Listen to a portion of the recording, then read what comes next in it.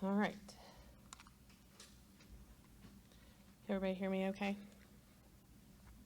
All right, well, welcome. So we're back. We were here in the fall, and I told you I would be back in May, and here I am.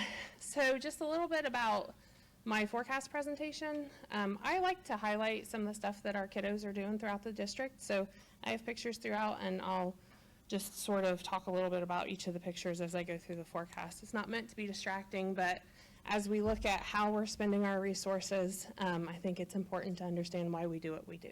So this picture is McVeigh Elementary students. They performed Beauty and the Beast Junior as part of the school's annual 5th grade musical. Super excited the clicker works, I'm not gonna lie. I know Jennifer's done a lot of work for it, so thanks, Jennifer. So the purpose of the 5-year forecast, we use this as a valuable long-range planning tool. It does serve as the basis for us to sign the district's 412 certificate. So this is a certificate of revenues and resources. It's under the Ohio Revised Code 5705-412, if anybody's interested in looking it up. And it is required for any appropriation measure that we have, any new salary schedule or wage schedule, any contracts over $500,000, or any multi-year contracts. We have to be able to sign the 412 certificate, and the forecast is what serves, that's what we look at when we're determining whether we're able to sign that certificate. ODE and the Auditor of State use the forecast to determine a district's financial status as well. The picture that you see here are students at Minerva Park participating in the Ruling Our Experience ROCKS program. The ROCKS curriculum spans elementary and secondary levels, focusing on team building, healthy communication, dealing with girl drama, bullying, healthy relationships, navigating social media, body image, support systems, sexual harassment, safety and violence prevention, stress and coping, academic and career development, and leadership. It's a great program. Looking at the requirements of the 5-year forecast, we have to file an initial projection by November 30th of each year. And we come back in May, which is where we are now, to update the projection, and we file it with the Ohio Department of Education and Workforce Development. I'm still going to call them ODE, just so you know. Projections for the current fiscal year and then the next 4 fiscal years. And then we also include 3 years of actual the past 3 fiscal years of actual data for historical purposes. Looking at the forecast structure, I like to break it down in 3 sections. So we have lines 1.01 through 2.08. Those are our revenues, and then expenditures are 3.01 through 5.05. And then our balance and reserves are 6.01 through 15.01. And we have line numbers for all of those areas on the forecast. Our fiscal year runs July 1st through June 30th, and so that's how we keep our books. And this picture is Charrington Elementary hosting a family engagement night. Thinking about challenges for the current forecast, there's only 3 things listed here, but these are big challenges that we have, so I would like to point that out. I can't stress this enough. 5-year forecast is a living document. Projections that we have today will absolutely change going forward. This is just based on the information that we have available to us today. When we think about state funding, the states, we're in the middle of a biennium budget with projections for next year already put out. We've had legislative changes such as House Bill 126, how large impact.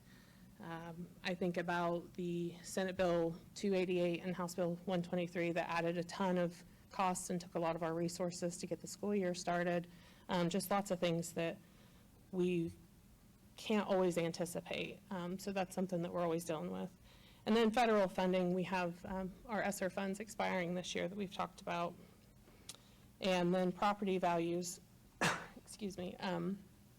So the increase in property values has prompted the legislature to really look at property taxes, property values, how things work in that arena in Ohio. There's a whole reform committee, which we'll talk more about later on in the evening. So this picture, as 7th grade students, they created a Rube Goldberg project in science class at Genoa Middle School. By having students link their machines together with this project, they would have to adapt, collaborate, communicate, think creatively and critically, all skills outlined in the district's Portrait of a Graduate.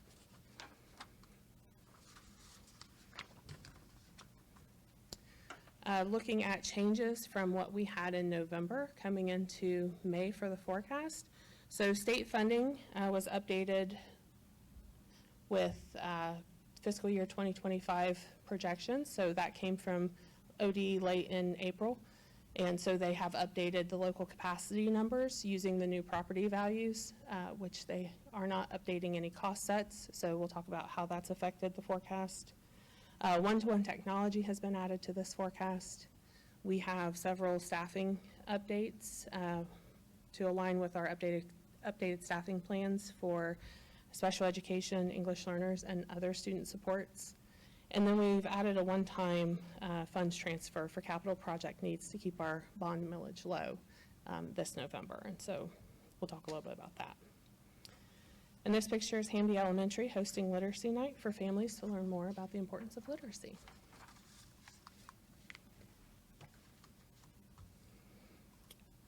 You've seen this slide several times. So this is our ESSER funding. We had 3 rounds of ESSER, a little over $32 million altogether. So what's used in this forecast are $2 million out of ESSER 1, $9.5 million out of ESSER 2, and $21.1 million out of ESSER 3. So ESSER funds aren't part of the general funds forecast. The forecast does only include the general operating fund, but we have reduced expenditures in the general operating fund and paid for them out of the ESSER funds. So those expenditures will be returning to the general fund, the majority of them, the biggest and final round, expiring at the end of this year. And so those have to be obligated by June 30th, 2024, and paid fully by September 30th, 2024. This picture is from Heritage Middle School. They hosted a school-wide Black History Month assembly that featured poetry readings, performances by the school choir, and Westerville North High School's jazz band, and a human timeline where students highlighted key events, figures, and milestones in African American history. Like a great program. This is a snapshot of our projected revenues. Our last operating revenue was in 2021. We're looking at property value increases, the Fair School Funding Plan with fiscal year 2025 funding decreasing because of the updated local capacity measure. We had a large settlement in 2023 for the House Bill 126 under all other revenues. You can see it's inflated a little bit in 2023, and that was due to the House Bill 126 eliminating the ability for businesses to settle on property valuation disputes, and so they rushed to settle those appeals, those settlements. And then interest rates, it remain high currently, but there is always the possibility that may decrease in the future.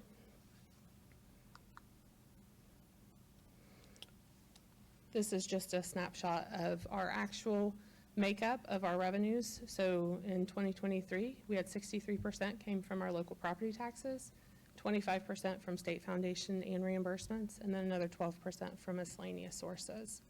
Projected in this forecast for fiscal year 2028, which is the last year of the 5 years, that's 67% in local property taxes, 26% in state foundation and reimbursements, and then 7% in other. This is a picture of sixth graders at Minerva Park School participating in the first ever district-wide straw challenge hosted by the gifted department. They had 25 straws and 2 feet of tape. They had to build a tower that could hold the weight of a tennis ball for 1 minute. Oh. You missed my whole transition, sorry. Let me go. All right, let me do this again. Super touchy, okay. Thanks. Excuse me.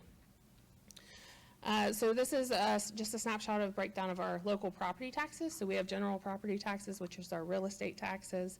Class 1, so that's residential, agricultural. Class 2, commercial and industrial. And then we also have public utility personal property tax.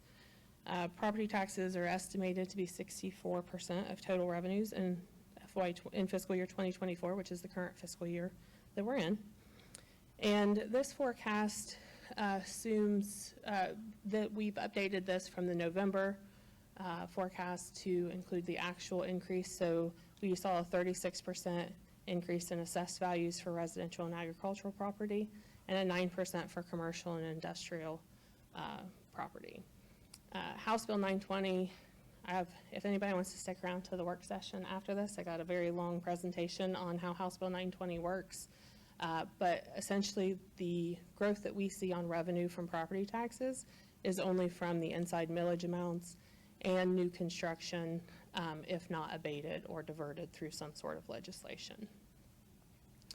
And then tangible personal property taxes, they're 2% of total revenues, and those are set by the tax commissioner, those values are.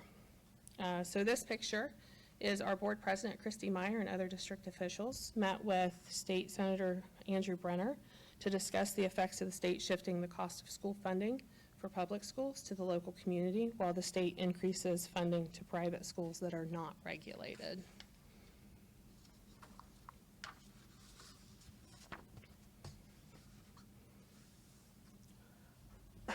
Excuse me. I wasn't coughing until I got up here, I'm sorry. So this is our state funding. The Fair School Funding Plan, it was first implemented in fiscal year 22. So the first biennium was fiscal year 22 and 23. We are in the second biennium of the phase-in of this plan. So it was partially funded for the first year, fiscal year 2024, at 50%. So basically what they're doing is whatever the funding formula calculates, they compare it to what we got last year, and whatever that increase is, they'll give us 50% of that increase. And then next year, it's expected to be 67% of the increase for whatever it's calculated. So we are projected to have a large decrease in state funding for fiscal year 2025 compared to fiscal year 2024. So I do want to mention this covers 3 biennium budget periods as we try to project out a 5-year period. We know what fiscal year 24 and 25 will look like. 26 and beyond are subject to the state legislature and their biennium budget process. So that change from 24 to 25 in what is actually, this isn't what's been calculated, but what we actually expect to receive is a decrease of over $4 million for next year. Our calculated number is actually going down by about $10 million next year. So it's all very complicated the way they do it. I think they could do it to confuse us on purpose, honestly. And then going forward, our funding is anticipated to remain relatively flat past the current biennium, as we don't have any expectations for the state to increase our funding in any way. And then state share of local property taxes, this was formerly referred to as property tax allocation. They did make that change as part of the last biennium budget process, that we have to change the name of it because they felt like the folks didn't understand that this is the state's paying a portion of their property taxes. And so that name's been updated. Those estimates follow the property tax number. And the state eliminated the rollback exemption on new levies after 2013. And this forecast assumes that that will remain throughout the forecast period.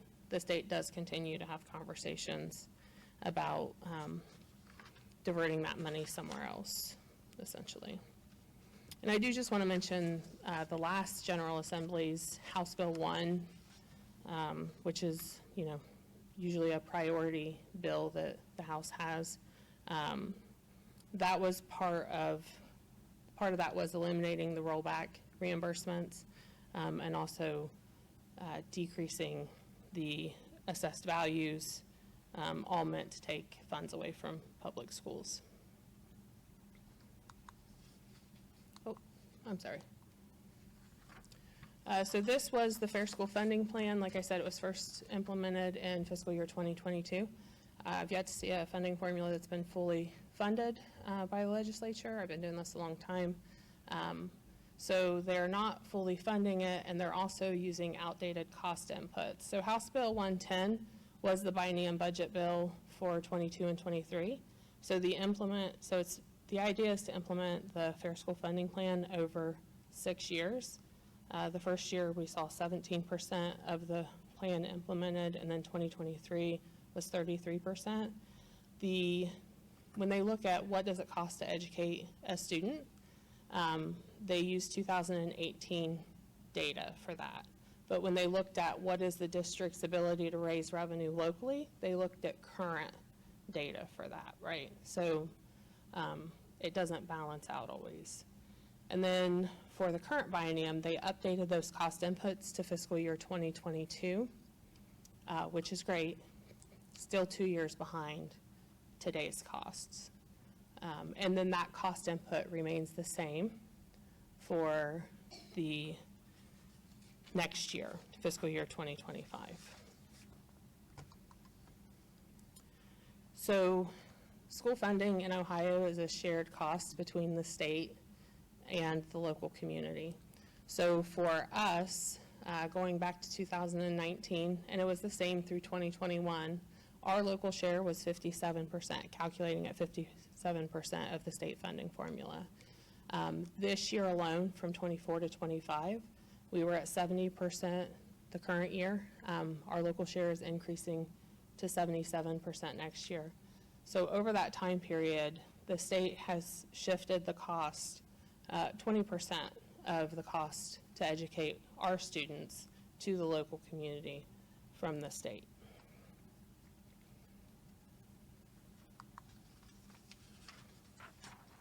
This is a table of the district's funding back to 2019. So I say they're shifting the costs based on what's the formula calculated, but they also don't fully fund what they're calculating. So in 2019, we received $46 million in state funding for the foundation payments. The formula had calculated $58.3 million. So you can see the difference as we go throughout the years there. The graph on the bottom left, that is our total state foundation back to 2019, and you can see what that's trended like. And then the graph to the right is private school funding. The state has invested hundreds of millions of dollars into private school funding without any regulation over that funding.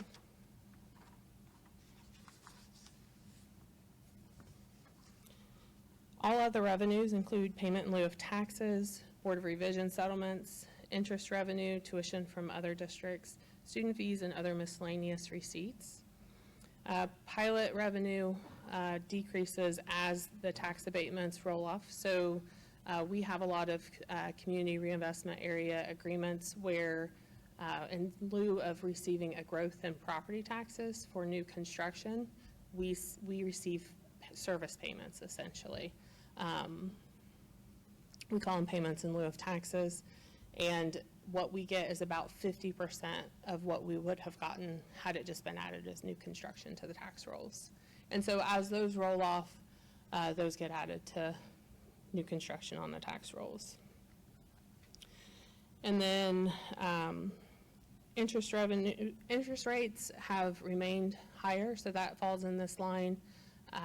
I don't know what that's going to continue to look like. We've been conservative on that estimate going forward. We do have this expected to be dropping beginning in fiscal year 2025 going forward.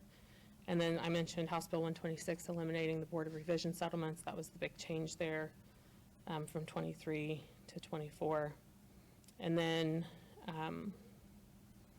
all other financing revenues are generally one-time receipts, and they include things like we get reimbursements from Medicaid for services that we provide to students. And so those are considered a refund of a prior year expenditure, and that's why they go in that line. And then we also have a one-time E-rate reimbursement that we expect to get from the state.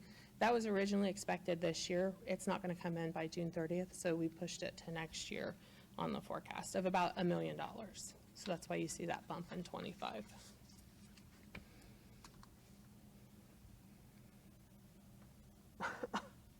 Revenue uncertainty.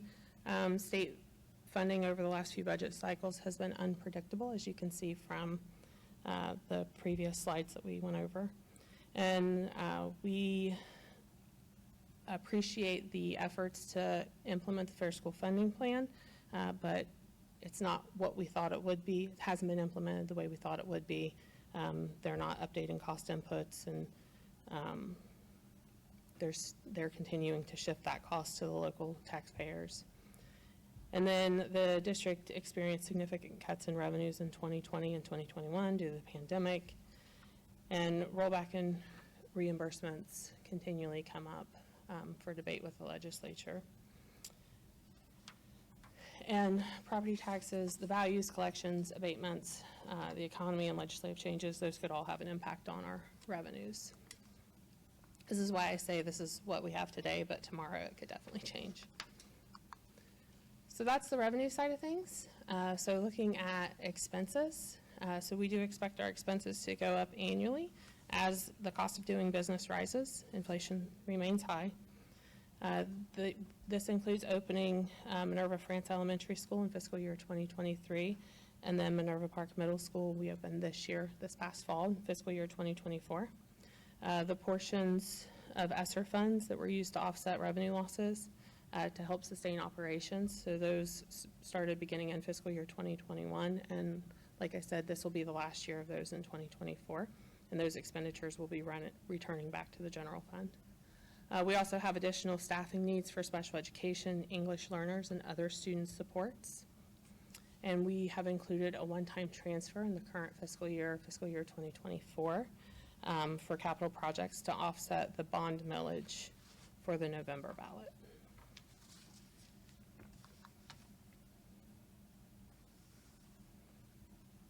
Looking at expenditures as a snapshot for fiscal year 2023.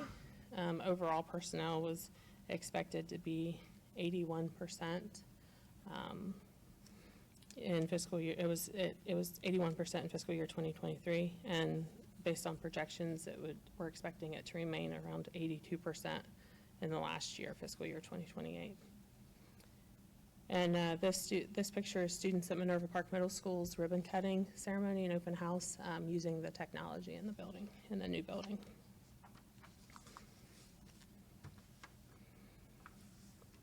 Looking at our personnel numbers, so this is personnel services would be like wages and salaries, and then employee retirement and insurance benefits would be any of our fringe benefits.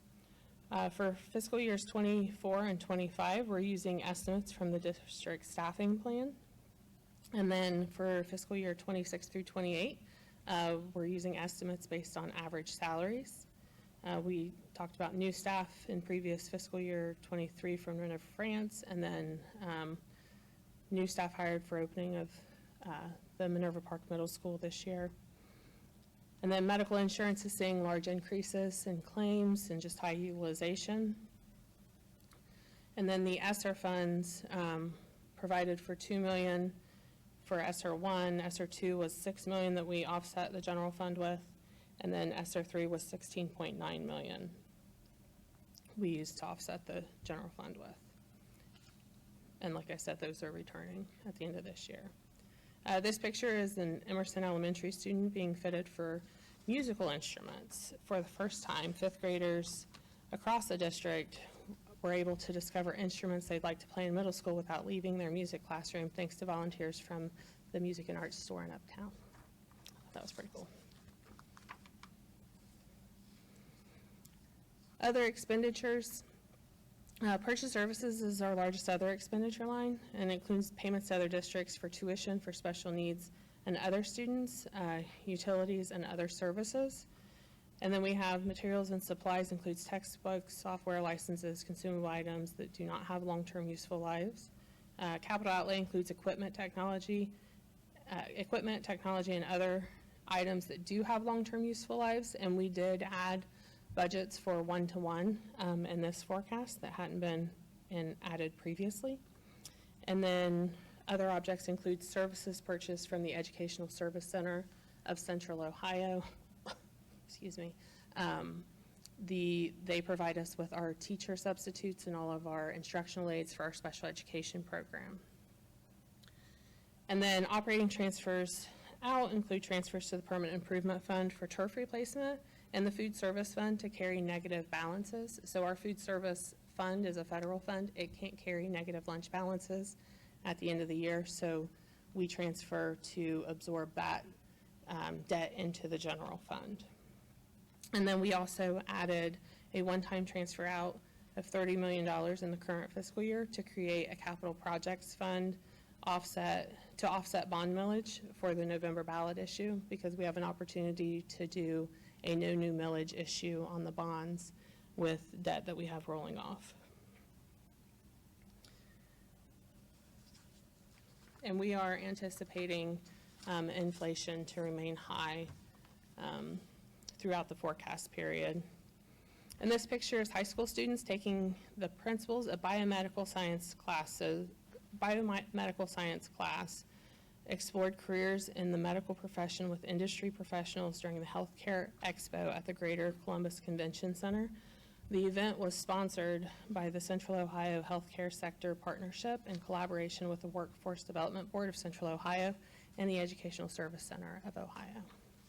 So that was a pretty cool opportunity. That was back in March. Expenditure uncertainty, staffing needs, educational needs of students, economy, inflation, healthcare costs, legislative mandates. I could probably make a longer list, but.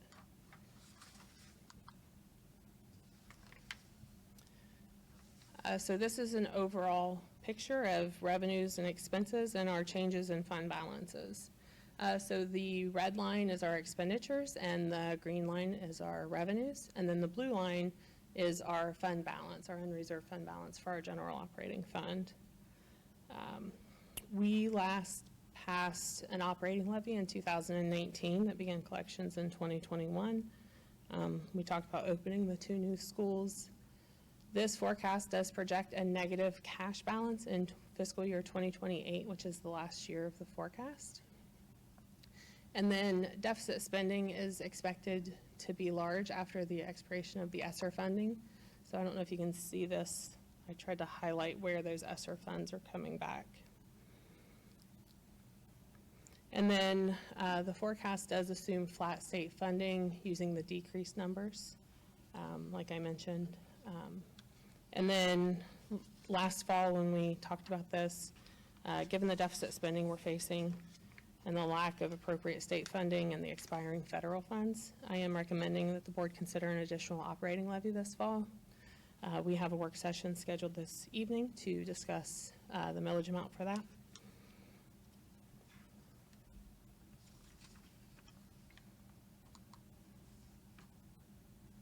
All right.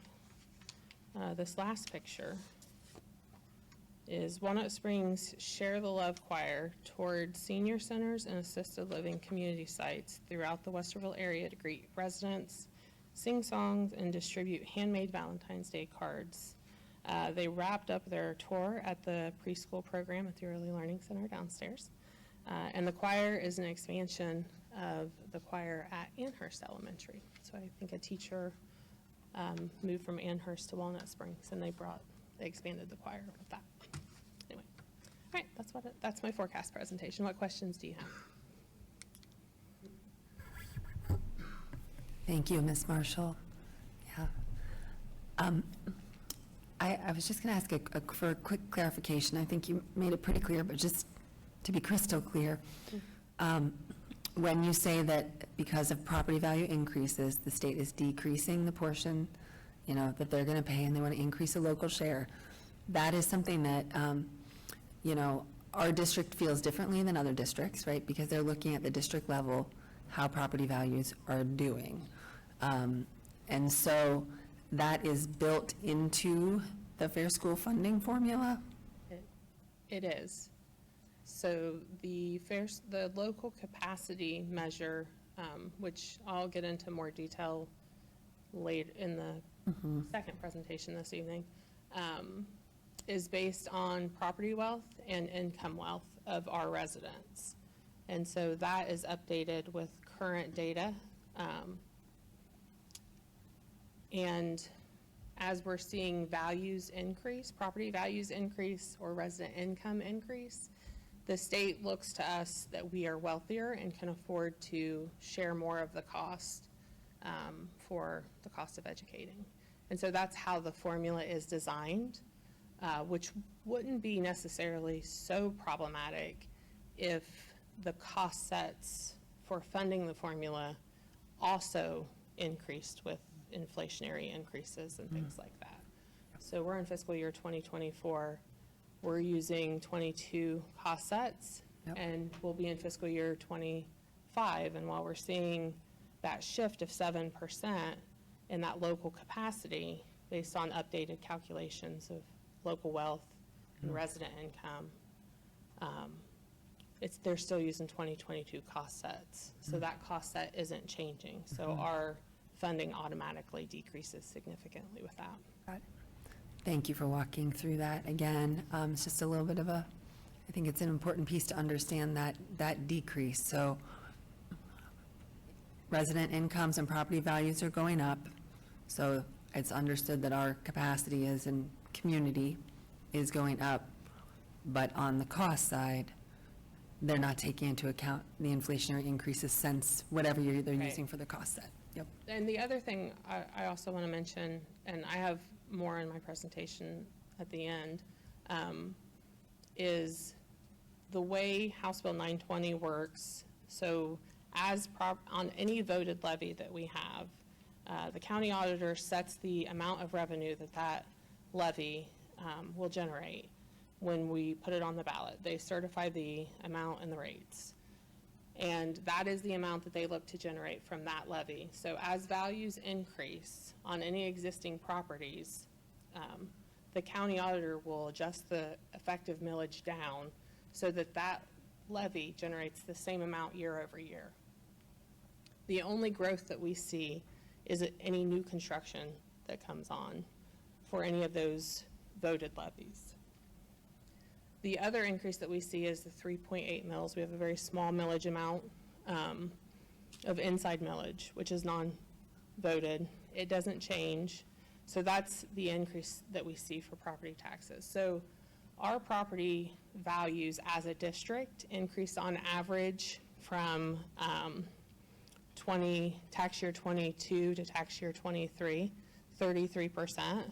And a lot of people believe that means that we're going to receive a lot more income from property taxes, and that's just not the case because of House Bill 920 works. So we'll see probably a little over 1% increase in property taxes from those updates, not 33%. And I did ask the county auditor in Franklin County, Delaware County wasn't able to tell me, but in our district of our homeowners, just residents, how many people saw a decrease in their property tax bill due to the reappraisals. And they said 30% of our residents saw a decrease in their tax bill, their property tax bill, due to the 2023 reappraisals. And I have a whole thing where I explain how that works. But so the state, our only ability to raise revenue locally, we have, which I'll talk a little bit more about later, but there's various tax levies that we can ask our community if they would approve. Other than that, we don't really have a whole lot of options for raising revenues. There's very few things that we can charge fees for. We can't charge tuition. We have compulsory education that has to be free. We have free appropriate public education we have to provide to all of our students. We have a lot of services that we have to provide to private schools and charter schools that take resources away from our district. And so there's a lot of things that we're mandated to do, but we have no way to raise revenue outside of asking our community if they would want to pass a levy, essentially. Thank you. I have a question for you. When you say that the state is viewing the district as wealthier, is that based on just the property tax increase, or is it also based on income? It's based on income. So they look at federal tax returns, total income and the number of federal tax returns. And then they also look at property wealth per pupil. Okay, thanks. Just to add to that too, keep in mind that they're looking comparatively across the state. So when Central Ohio is prospering more than other parts of the state comparatively, it makes our local capacity higher compared to the rest of the state. So the funding in Ohio is really challenging when different regions have different types of prosperity and different needs. But our Central Ohio school districts continue to increase as other parts of the state are faring differently. Mm-hmm.